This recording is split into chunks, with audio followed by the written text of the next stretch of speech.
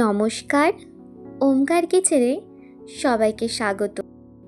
আজ আমি তোমাদের জন্য নিয়ে এসেছি একটি অসাধারণ স্বাদের পুরভরা বা স্টাফড আলুর দমের রেসিপি। তার জন্যই প্রথমে কিছু মিডিয়াম সাইজের আলু খুব ভালো করে ছিলে নিয়ে ধুয়ে নিয়েছি। এরপর একটি ছুরির সাহায্যে আলুর এক প্রান্ত সামান্য পরিমাণ কেটে নেব। তারপর দেখো এইরকম একটি চামচের সাহায্যে আস্তে আস্তে করে আলুর ভেতরের অংশগুলো বের করে নেব। তোমরা চামচের বদলে পিলারও ব্যবহার করতে পারো, তবে পিলার ব্যবহার করলে কিন্তু খুব সাবধানে কাজটি করতে হবে, যাতে করে আলুর মধ্যে কোনো ছিদ্রের সৃষ্টি না হয়। দেখো আস্তে আস্তে করে আলুর ভেতরের অংশ থেকে সমস্ত শাঁসগুলো কিন্তু বের করে নেওয়া হয়েছে। এইভাবে একে একে সমস্ত আলুগুলোকেই করে নেব। তবে আলুর ভেতর থেকে যে শাঁসগুলো আমরা বের করেছি সেগুলো কিন্তু ফেলে দেব না, এগুলো আমরা ভেতরে স্টাফিং হিসেবে ব্যবহার করব। এখানে আলুর দমের জন্য প্রয়োজনীয় সমস্ত উপকরণ গুছিয়ে নিয়েছি। প্রথমেই নিয়েছি কাজু বাদাম, চারমগজ ও সামান্য পরিমাণ পোস্ত বাটা। এখানে নিয়েছি আদা, কাঁচা লঙ্কা, জিরে ও ধনে বাটা, মিডিয়াম সাইজের একটি টমেটো বাটা, 2 চামচ টক দই ফেটিয়ে নিয়েছি, কিছু পরিমাণে কাজু বাদাম ও কিশমিশ কুচিয়ে নিয়েছি, আর নিয়েছি সামান্য পরিমাণে কাসুরি মেথি। তোমরা কাসুরি মেথিটা অবশ্যই রেখো, এই রান্নার ক্ষেত্রে কিন্তু দুর্দান্ত লাগে।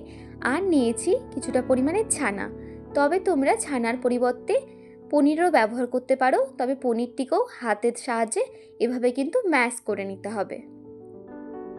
তারপর সর্ষের তেল গরম করে তাতে ওই আগে থেকে কেটে রাখা আলুগুলোকে দিয়ে ভালো করে আলুগুলোকে ভেজে নিতে হবে। চেষ্টা করবে এই আলু ভাজার মাধ্যমেই যেন আলুগুলো আমাদের 80% সেদ্ধ হয়ে আসে, কারণ গ্রেভিতে বা ঝোলে দেওয়ার পরে কিন্তু খুব বেশিক্ষণ আমরা আলুগুলোকে রাখবো না। আমাদের আলুগুলো প্রায় 80% সেদ্ধ হয়ে গেছে, তার সাথে কিন্তু ভাজা হয়ে গেছে, তার জন্য আলুগুলোকে তুলে নিলাম।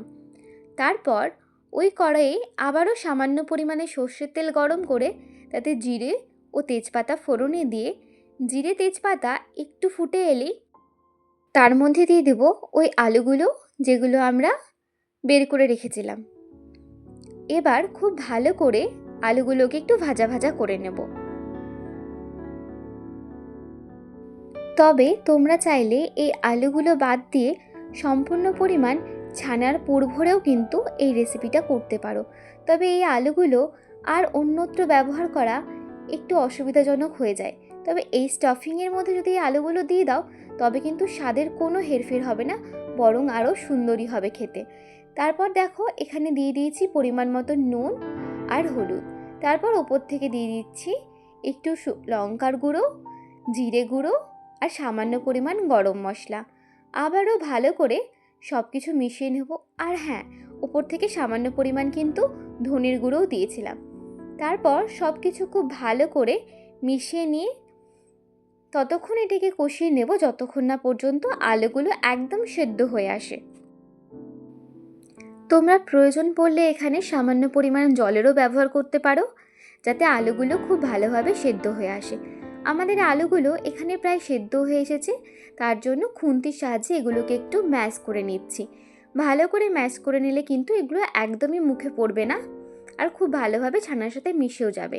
তারপর দেখো আলুগুলোকে সম্পূর্ণভাবে ম্যাশ করে নেওয়ার পর এখানে ছানাগুলো দিয়ে দিয়েছি। আবারও ভালো করে ছানার সাথে আলুগুলোকে মিশিয়ে নেব। তারপর এখানে দিয়ে দিচ্ছি পরিমাণ মতো চিনি। এই স্টাফিংয়ের ক্ষেত্রে চিনিটা কিন্তু অবশ্যই দেবে, এই ধরনের আলুর দমের রেসিপিগুলো একটু কিন্তু মিষ্টি মিষ্টি ভালো লাগে। তারপর ওপর থেকে দিয়ে দিচ্ছি কুচনো কাজু বাদাম ও কিশমিশগুলো। দেখো আমাদের স্টাফিং কিন্তু একদম রেডি। এরপর ছানার পুরটি ঠান্ডা হয়ে এলে এইভাবে আলুর ভেতরে সব পুরগুলো একে একে ভরে দেব, ঠিক যেভাবে ভিডিওতে দেখানো হয়েছে। একে একে সমস্ত আলুর ভেতরে পুরগুলো ভরে নেব। তারপর কড়াইয়ে আবারও সামান্য পরিমাণে সর্ষের তেল গরম করে তাতে দিয়ে দেব গোটা জিরে, তেজপাতা, 2টো এলাচ, একটি লবঙ্গ ও কাঠ মশলা। সব কিছু ভালো করে ফুটে এলেই তার মধ্যে দিয়ে দেবো সামান্য পরিমাণ হলুদ, যাতে কিনা মশলা দেওয়ার পর সেগুলো কম ছিটকোয়। তারপর এখানে ওই আগে থেকে বেটে রাখা আদা, জিরে, কাঁচা লঙ্কা, ধনের পেস্টে দিয়ে দেবো। সেগুলোকে একটু ভালো করে কষিয়ে নিয়ে একে একে দিয়ে দেবো হলুদ গুঁড়ো, কাশ্মীরি লঙ্কার গুঁড়ো এবং গরম মশলা। কাশ্মীরি লঙ্কাটা একদমই অপশনাল, তোমরা চাইলে স্কিপ করতে পারো।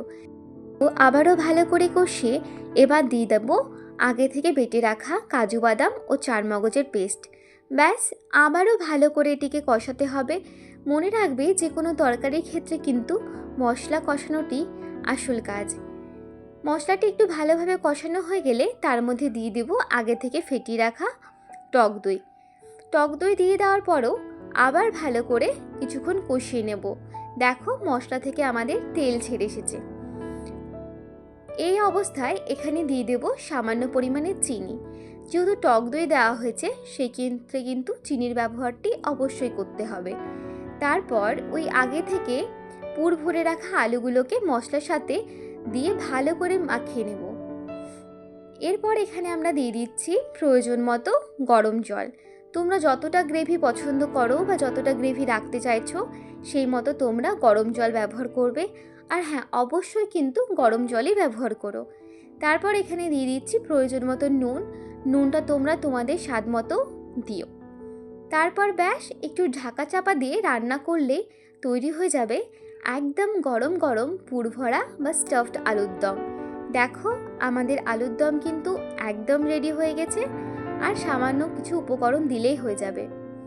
এই সময় আমরা উপর থেকে দিয়ে দেব সামান্য পরিমাণে কাসৌরি মেথি, আর দিয়ে দেব হচ্ছে বাড়ির তৈরি দেশি ঘি। ঘিটা অবশ্যই দিও, এতে করে কিন্তু রান্নার স্বাদ আরও দ্বিগুণ হয়ে যাবে।